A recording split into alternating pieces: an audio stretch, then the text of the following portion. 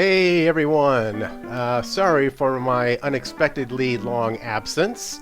I actually had a detached retina back in early May, which took quite a while to recover from. I ended up having emergency surgery to save my right eye, which was quite an ordeal, I have to be honest. I'm actually working on a video about that, so more details will be revealed once I've fully recovered. Anywho, in my previous video, I talked about how I wanted to cover the special section of the Harmony Illustrated Encyclopedia of Rock, which discusses music from the 80s. As a refresher, in the opening credits of the book, they added this part. In order to observe the wave of new bands and singers of the past couple of years, we have added a section called the 80s. We consider these performers most likely to be worth writing about when the rock historians get together to assess this enigmatic period. As with the selection of the original entries, the dilemma has been who to include and why. Now, remember that this book was published in the early 80s, so to see how they predicted that these acts would be, quote, worth writing about, end quote, is, in retrospect, quite hysterical, and in some respects not necessarily on the mark when it comes to labeling them as 80s acts. As I mentioned in my previous entry, arguments may ensue as to how accurately or inaccurately this book depicts this period.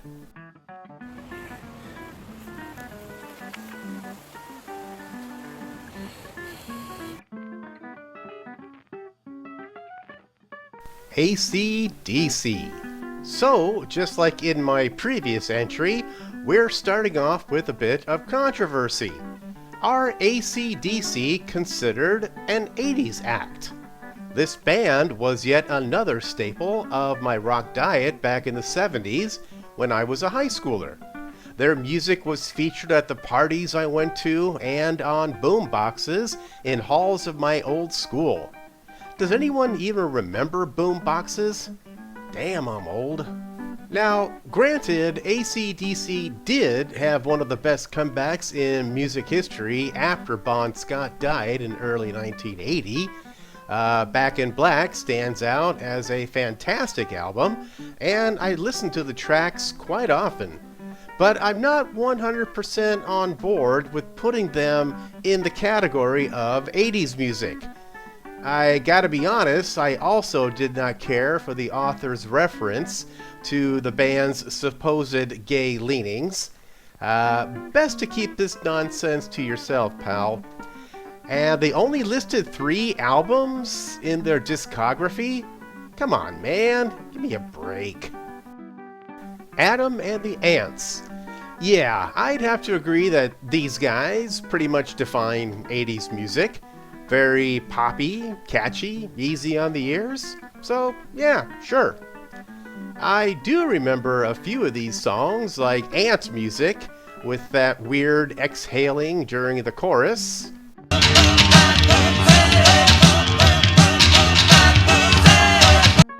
Yeah, Prince Charming, Stand and Deliver. Most notably, Goody Two Shoes, which was all over MTV back in the day. Do remember that Mr. Ant got into a bar brawl, which made the news back in 2002. I guess the guy just can't take a joke. Moving on to Angelic Upstairs. Nope, sorry, never heard of them. April Wine. Here's another one that I disagree with. They were very popular with my circle of friends back in the 70s, and they got heavy airplay on radio stations. My personal favorite is their cover of King Crimson's 21st Century Schizoid Man. Oof, really good stuff there.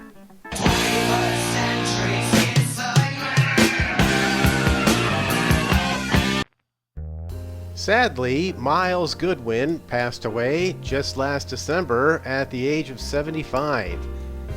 Well, fuck.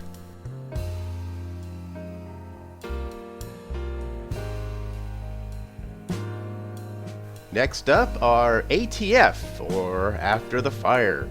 Yeah, I'll go along that I think this band belongs in that 80s music genre.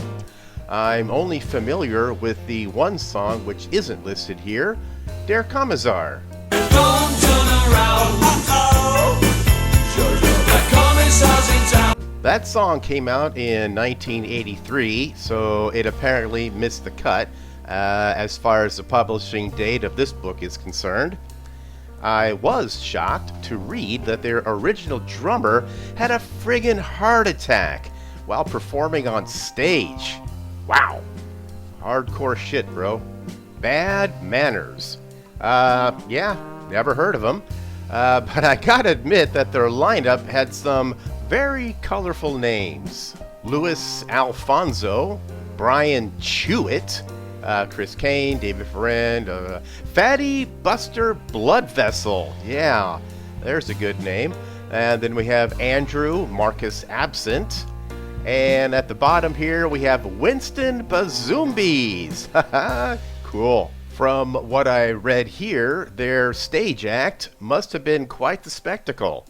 Right on.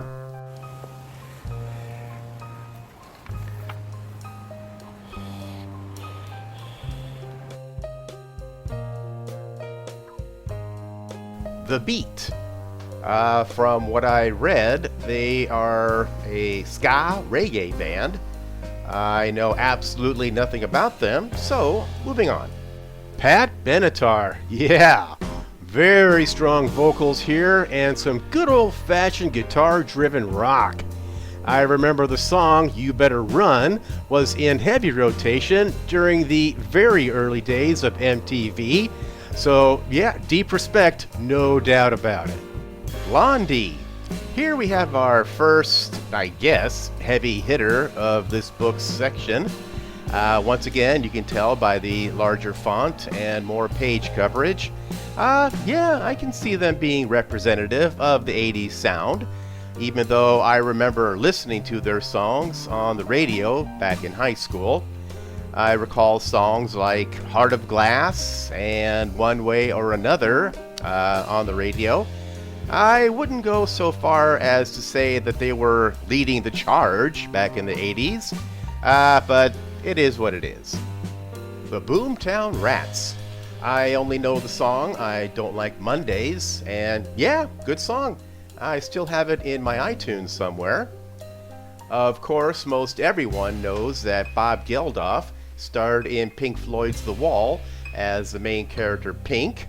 He then arose to sainthood after he organized Band Aid to raise money for Ethiopia. This then led to Live Aid, which was a monumental global event. I mean, yeah, that thing was huge. Mr. Geldof did do some great charity work, so thank you for that, sir. Next up, we have Bow Wow Wow. I'm only familiar with I Want Candy, which was all over MTV back in those days. It hit the charts in '82, which is why it's not mentioned here. Kate Bush. Very distinctive vocals here, but I don't remember much of her material, to be honest. I had some friends who are big fans, and I appreciate her talents, just not really got into her music.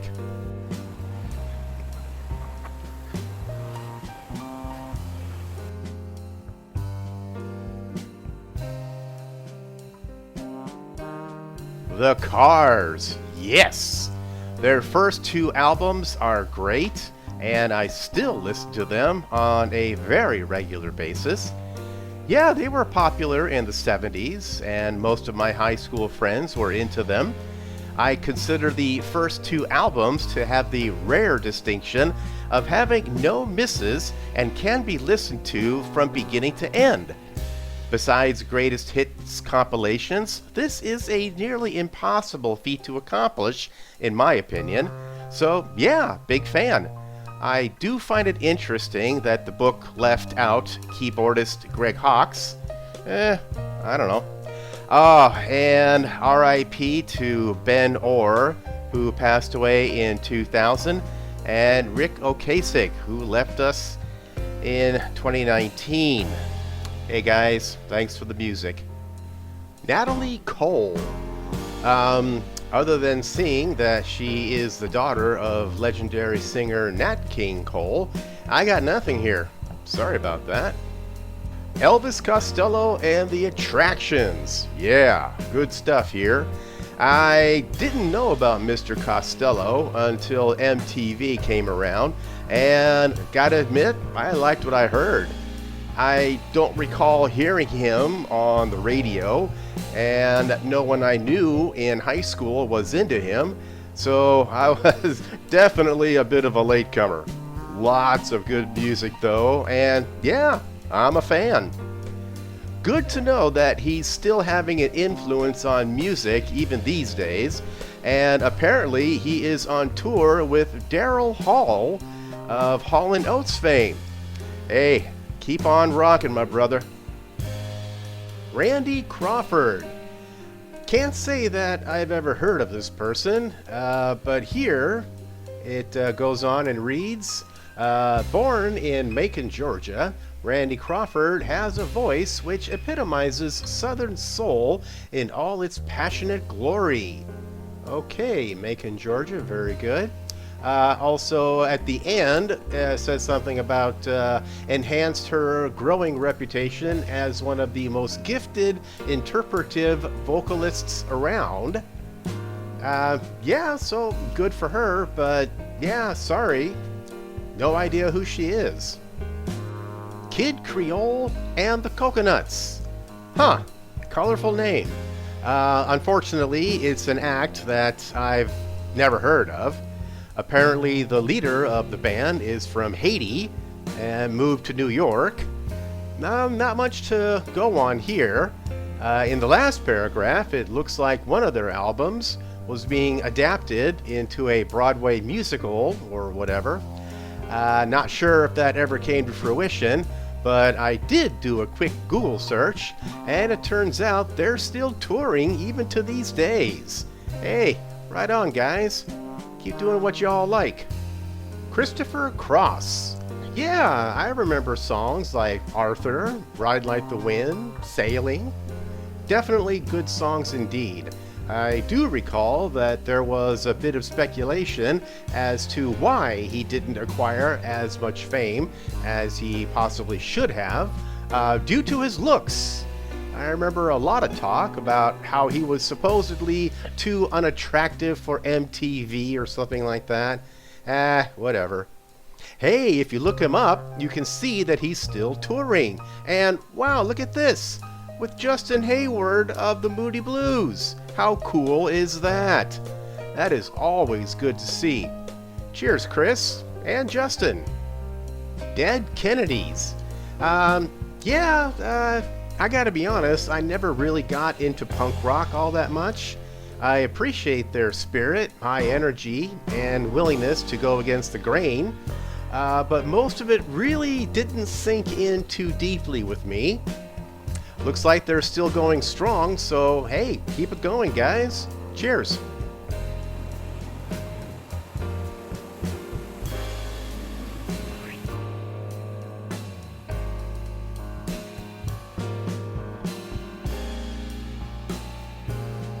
Def Leppard.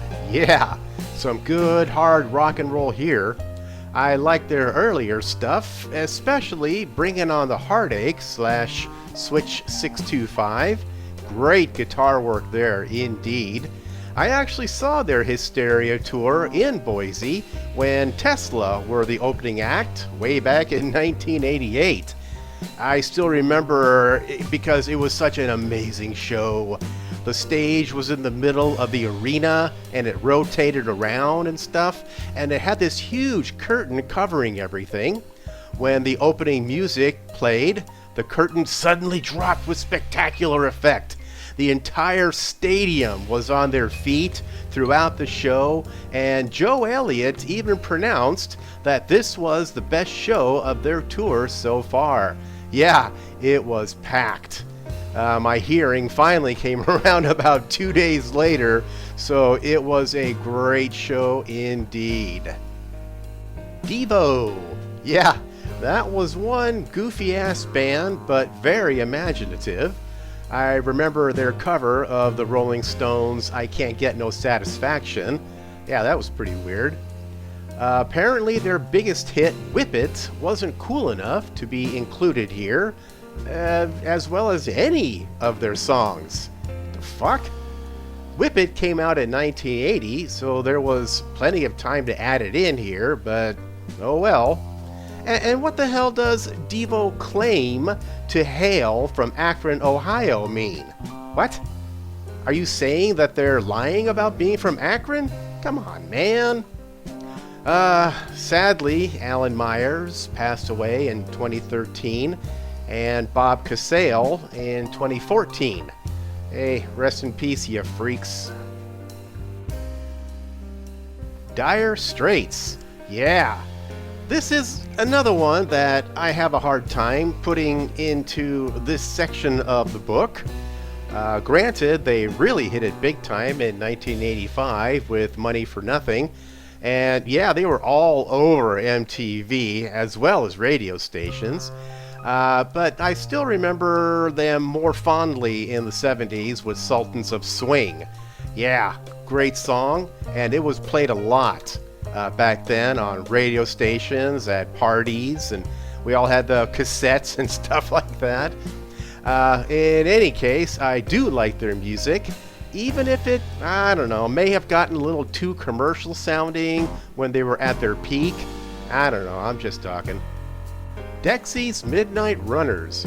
Boy, this band has changed. If you look them up in Wikipedia, you will see that the band members have switched quite a lot, with the exception of Kevin Rowland, of course, being the founding member. Me, like most of the world, know of Dexy's Midnight Runners from Come On, Eileen, which came out in June of 1982 and obviously didn't make it into this book. Just not quite there. But man, look at how they've changed between the old lineup and the Come On Eileen one. Whoa. They went from a paramilitary look to vagabond gypsies. I personally never much cared for the band or their video, which was played ad nauseum on MTV, so let's move on.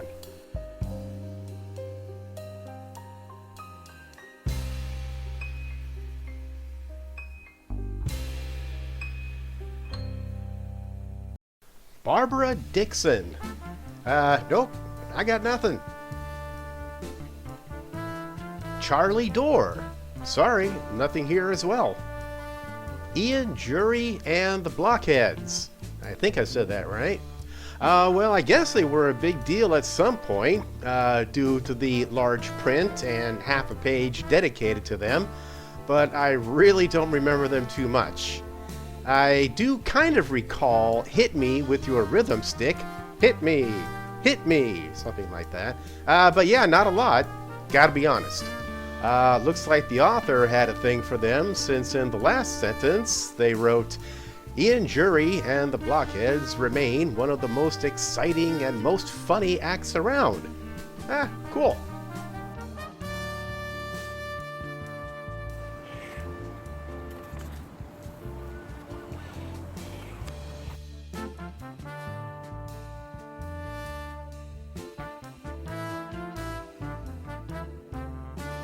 Sheena Easton. Don't know much about her, but I do remember that song 9 to 5. I always thought it was called Morning Train. Oh well, no biggie. I also remember her singing the opening title track for that James Bond movie, For Your Eyes Only. But that's about it, really. I don't really got much else. Echo and the Bunnymen. I only somewhat recently became aware of this band, and I gotta admit, I like their stuff. I remember hearing Lips Like Sugar way back in the day, and I recently came across their song The Cutter in a YouTube documentary only a few years ago. Very strong vocals from Ian McCulloch. Yeah. And the band sounds very tight. And yeah, that's about all I can say, really. But yeah, I do like their songs. John Fox. Here's another performer who I only recently discovered in yet another YouTube documentary. This one was focused on early British synth music from the 80s. Apparently, he was born Dennis Lay, somewhere in Lancashire. That's over in England, in case you're wondering. Fox first began experimenting with electronic music in the mid-70s as a member of Tiger Lily, which eventually turned into Ultravox. Fox's Ultravox recorded 3 albums, which in retrospect bombed out largely because of the artiness of their grandiloquent concepts. There's a word you don't hear very often. He apparently left Ultravox in 1979 and signed with Virgin Records as a solo artist, and his popularity grew in Britain with the increasing grace and substance of his heavily synthesized records. And he scored with 4 singles in 1980. Just kind of dismissed it right there at the end. Yeah, he scored 4 singles in the 1980. No big deal. Whatever.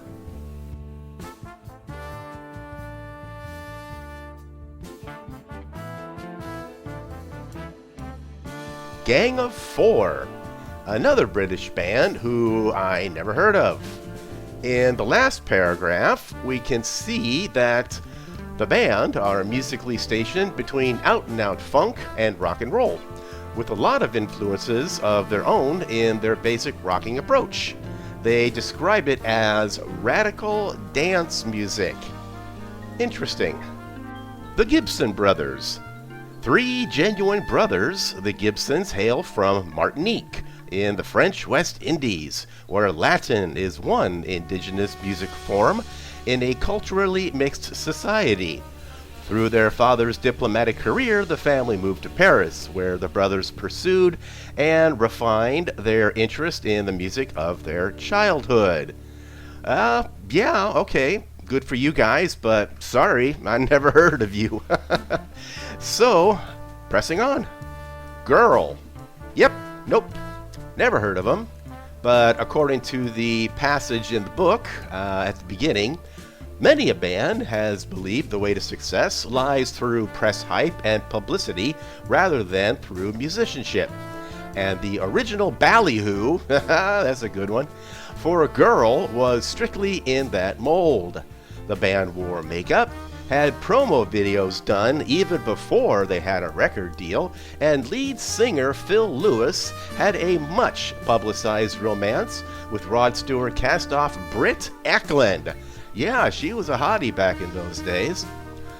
All of which led in 1979 to the rock purists accusing them of not paying their dues. So, yeah, I don't know if this band actually did anything worthwhile, and I'm not going to bother looking them up on Google, so let's just move ahead, shall we? Girl School, an all-girl heavy metal band from the UK who were part of the New Wabum, or New Wave of British Heavy Metal movement. Cool. Sorry to say that I, yet again, have never heard of them. My bad. Hey, check this out. They're still at it. On tour and everything. Rock and roll ladies. Very nice. Eddie Grant. Guyana-born Grant was lead singer with race-conscious black and white 60s group The Equals. After a succession of hits, which included Baby Come Back, Viva Bobby Joe, and Black Skin Blue Eyed Boy, Grant invested his proceeds wisely and managed to resurface some years later as the proprietor of his own record label, Ice. Well, hey, good for him. Unfortunately, I only know the song Electric Avenue, which was all over MTV in 1983. Wow. I seem to recall that there was some dispute with his song for the movie Romancing the Stone in 1984, and it got cut out for some reason. I think it's still in the movie somewhere in the background, but I'm not entirely sure. Hollywood, am I right? Iron Maiden. A band that, once again, I only discovered a few short years ago. Iron Maiden definitely should have been on my music menu back in the 70s. But this is, yet again, what happens when you live in Washington State and Montana during the late 70s and early to mid 80s. Such great music from these guys, absolutely. Fortunately, I did come across a DVD documentary of them, and that really sparked my interest. I do have a lot of Maiden songs, and I listen to them quite often. I really feel sorry that neither me nor any of my friends back in the day ever heard of their music or even mentioned their name. And I really don't recall them receiving any radio airplay back in those days as well. Oh man, I really missed out. Well, that should do for now. I mean, geez, over 25 minutes? Damn. Now that I'm on the mend, it shouldn't take too long between videos, so hang tight and I'll get another one going. Be sure to like and subscribe, and if you're feeling generous, toss a buck or two into my PayPal account. In any case, have a good one, and keep on rocking. Cheers.